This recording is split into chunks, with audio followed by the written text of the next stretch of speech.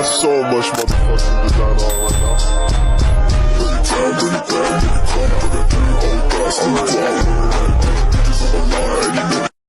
Halo teman-teman, kembali lagi bersama saya, dan di video kali ini kita akan membahas tentang jurusan kuliah keperawatan teman-teman. Oke teman-teman, kalau kalian sedang bingung mengambil jurusan kuliah apa dan mulai melirik jurusan keperawatan, jangan buru-buru mengambil keputusan.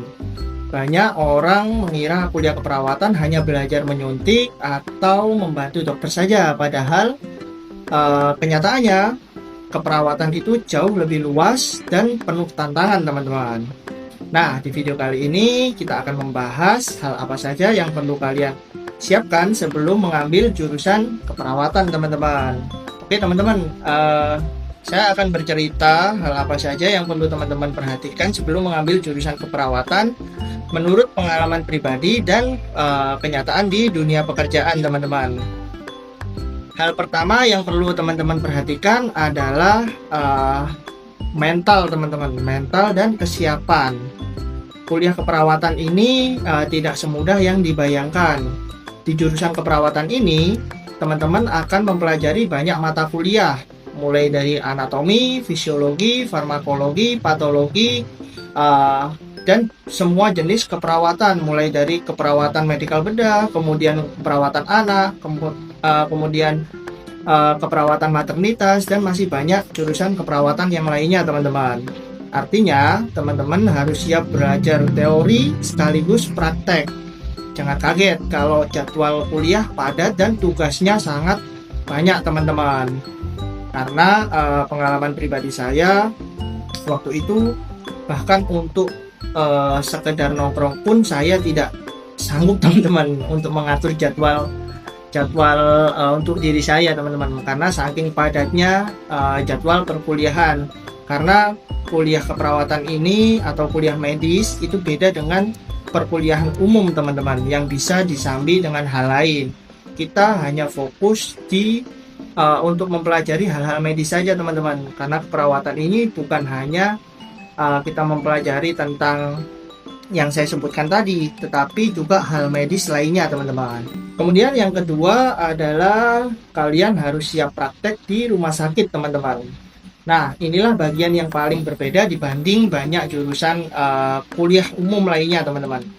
Saat praktek klinik, kalian akan berhadapan langsung dengan pasien, mulai dari mengukur tanda-tanda vital, kemudian membantu tindakan keperawatan, memberikan edukasi. Nah, memberikan edukasi ini kalian akan langsung berhadapan dengan pasien teman-teman. Jadi kalian harus benar-benar paham tentang teori penyakit teman-teman atau obat-obatan teman-teman. Karena tidak semua pasien akan menerima edukasi kalian dengan menerimanya langsung teman-teman. Tapi ada juga beberapa pasien ini yang saya dulu pernah menemui. Ketika saya jelaskan, pasien tersebut langsung bertanya kepada saya. Jadi teman-teman harus siap ya teman-teman.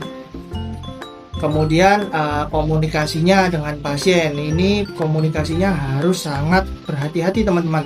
Kalian dituntut bisa berkomunikasi dengan baik teman-teman. Awalnya mungkin terasa gugup, tapi dengan pengalaman inilah kalian akan dibentuk, kalian akan menjadi seorang perawat yang profesional teman-teman. Kemudian yang ketiga adalah menjadi perawat bukan hanya soal pintar secara akademik teman-teman. Kalian akan bertemu pasien yang sangat kesakitan, keluarga yang cemas, kemudian bahkan menghadapi kondisi darurat. Karena itu kalian harus mampu, harus memiliki empati juga, kemudian kesabaran, kemampuan berkomunikasi yang baik, dan mental yang sangat kuat teman-teman. Ingat ya, pasien tidak hanya membutuhkan pengobatan, tetapi juga perhatian dan dukungan. Jadi teman-teman tidak hanya fokus pada pengobatan, tetapi juga edukasi, kemudian menenangkan pasien secara verbal teman-teman. Itu akan menjadi salah satu obat yang mendukung kesembuhan pasien teman-teman.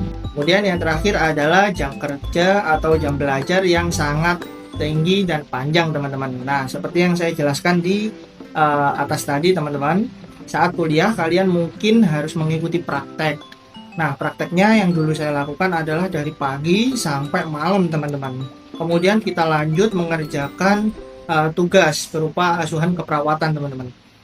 Setelah lulus dan bekerja pun, perawat biasanya menjalankan sistem shift, yaitu pagi, sore, atau malam, termasuk saat hari libur dan hari besar, teman-teman. Nah, hal inilah yang menjadi penting untuk kalian perhatikan jika mau mengambil kuliah keperawatan, teman-teman. Tetapi jangan khawatir, teman-teman, untuk peluang kerja perawat itu sangat luas, teman-teman. Bisa perawat bisa bekerja di rumah sakit, kemudian di perusahaan, atau membuka praktek mandiri keperawatan, teman-teman. Nah, itu tadi adalah hal yang harus teman-teman perhatikan sebelum mengambil kuliah jurusan keperawatan, teman-teman. Jangan lupa like, share, dan subscribe agar channel ini bisa bermanfaat dan berkembang, teman-teman. See you on next video. Dadah.